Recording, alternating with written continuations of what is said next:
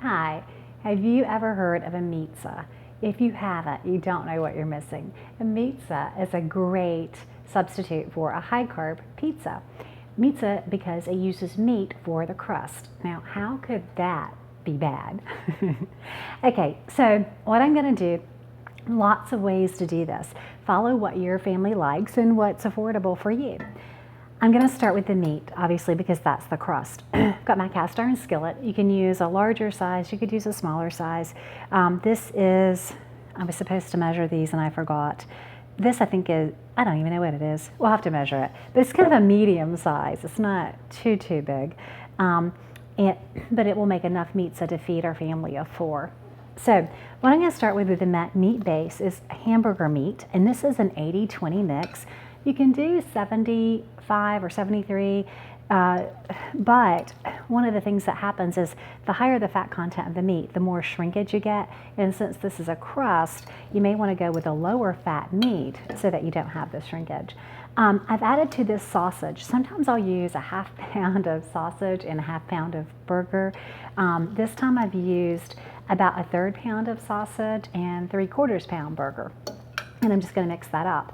Okay, so that's fairly well mixed. I'm going to add to it some minced onion, and I'm not measuring. We'll say it's 2 tablespoons. I forgot my measuring cup. We'll say it's 2 tablespoons or maybe just a tablespoon. I've said it before, I love to use dried minced onion because as this cooks and the fat comes out of the meat, that onion gets rehydrated with the fat, which is a wonderful way to keep the fat in the flavor in the recipe. So minced onion. If you don't have minced dehydrated onion, you can use fresh onion. There's not a problem with that at all. Or you could use onion powder. As far as flavor goes, using the dried onion gives you a little fewer carbs for the ingredients than fresh onion. I'm going to put a little bit of pepper, not much because the sausage has some heat in it, but I'm going to put a little pepper. I'm going to put a little salt. I'm going to put some Italian herbs, and this just happens to be with a pepper grinder. I'm sorry, with a grinder, not pepper, just a grinder. So these are just Italian herbs. It's a mix of different herbs.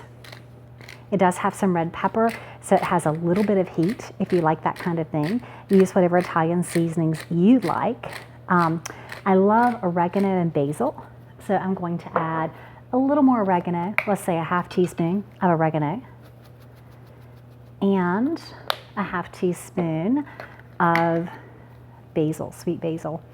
Love sweet basil. I usually grow it, and I haven't this year. I haven't grown anything. We've been too busy to have a garden, and the animals usually take anything we make anyway, so, or anything we grow. All right, so I'm going to mix that up, and I am going to have to get my hands in here eventually. Now, if you'll notice, I don't have any binder. Some people, when they make a meatzza, will add almond flour, they'll add pork rind crumbs, they might add an egg. I'm not going to do that. I've never needed to do that. You can if you want. It's not wrong to do that. I don't want it too much like a meatloaf. I just want a meat crust. So basically I'm using the hamburger with the sausage, the seasonings that you saw, and that's it. Now comes the fun part. Get your hands in it, and it smells incredible. And I'm just going to take it into my cast iron skillet and flatten it in like I would a crust. And I'm going to smush it down, my favorite cooking verb, smush.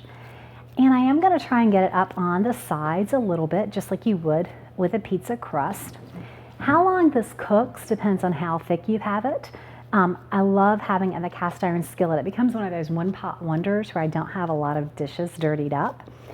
And I don't have to worry about it sticking to my cast iron skillet. And with all that fat, it's not going to stick anyway. I don't know why I'm not putting more meat in there. I don't have to have it thin. And you can have it fairly thin or thick.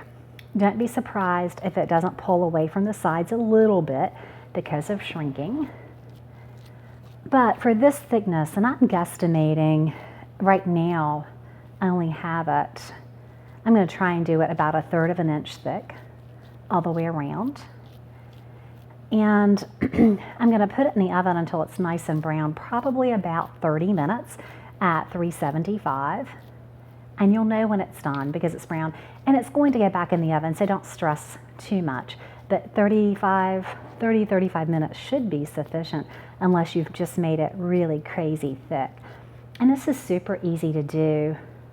You could add other flavorings if you wanted to. I have made it before where I put cheese in the crust. Shredded Parmesan cheese or shredded mozzarella is another great way to keep the meat crust from shrinking. So you can do that. Once the Meatzza crust comes out of the oven, you have so many wonderful options. Now, I've made it before with kind of a Mexican flavor. Instead of putting the Italian seasonings in the meat, and instead of using the sausages, I've used chorizo. And what I do is I brown chorizo and put inside. I use cumin as a spice, and I use cilantro or coriander. Since it's dried, I guess it's coriander. And you can use jalapenos and shredded cheese and all of that for kind of a Mexican flavored meatzza. And that's really good. I've done a Philly cheesesteak meatzza. You can do that as well. And you can see it makes like a deep dish pizza.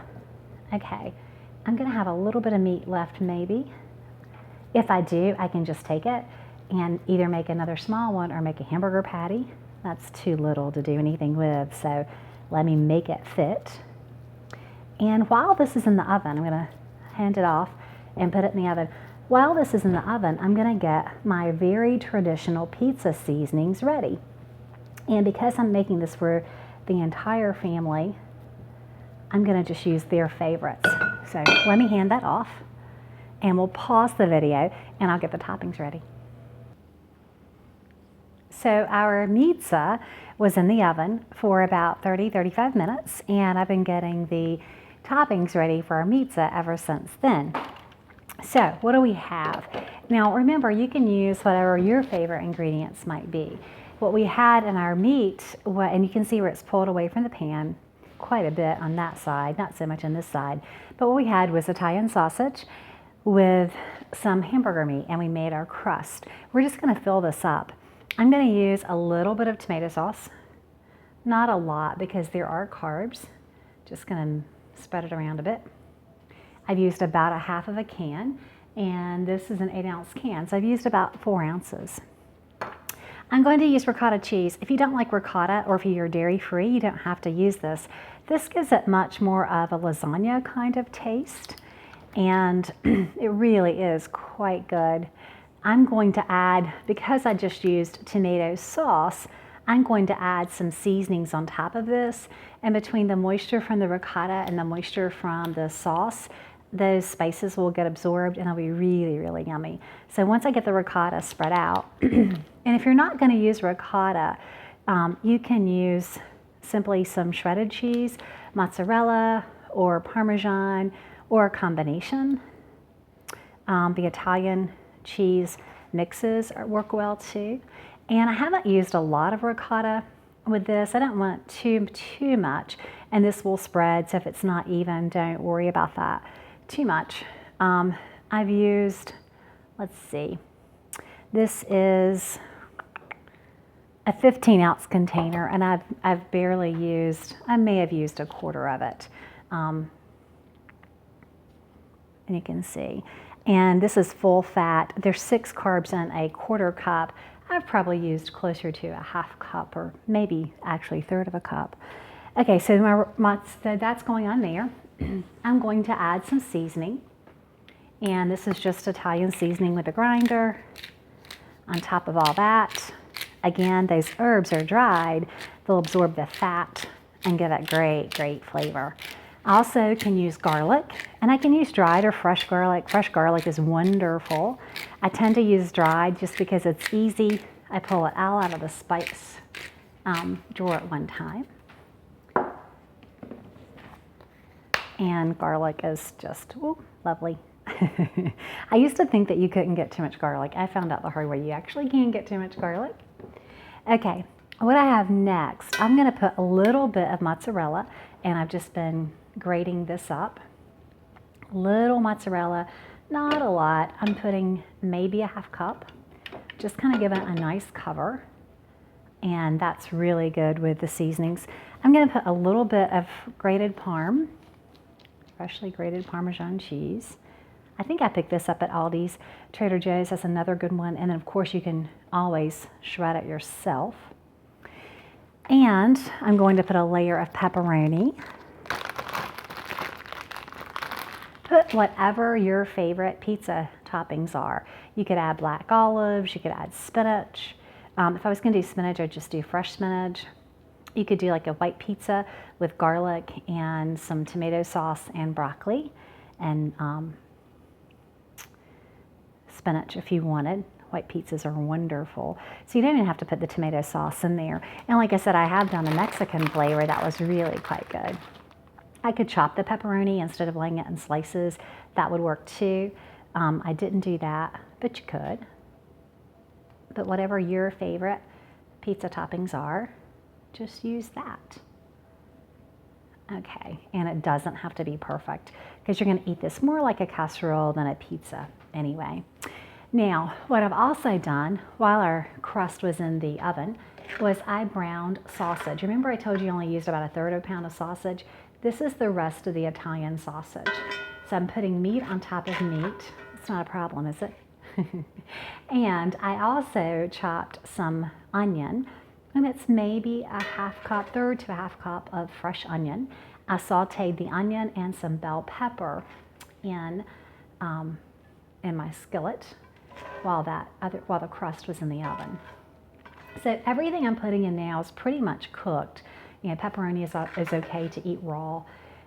So when I put this back in the oven, I'm simply putting it in to get it all bubbly and warm through and through. What you can do if you're a busy working parent or just a busy person, period, don't even have to be a parent, what you can do is simply stop at this point, put it in the fridge, and then finish cooking it the next day. And you don't have to use a cast iron skillet if you're going to do that. In fact, I wouldn't recommend cast iron skillet. If you were going to refrigerate it, I'd recommend a glass baking dish or a glass pie tin. So all that goodness is in there.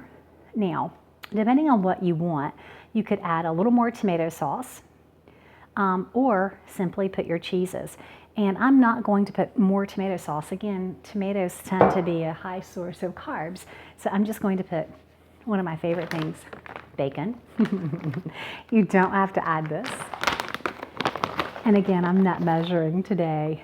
I'm probably using a 1/4 cup, not a lot. Mix it all over there pretty well. And now you want to cover this thing in cheese.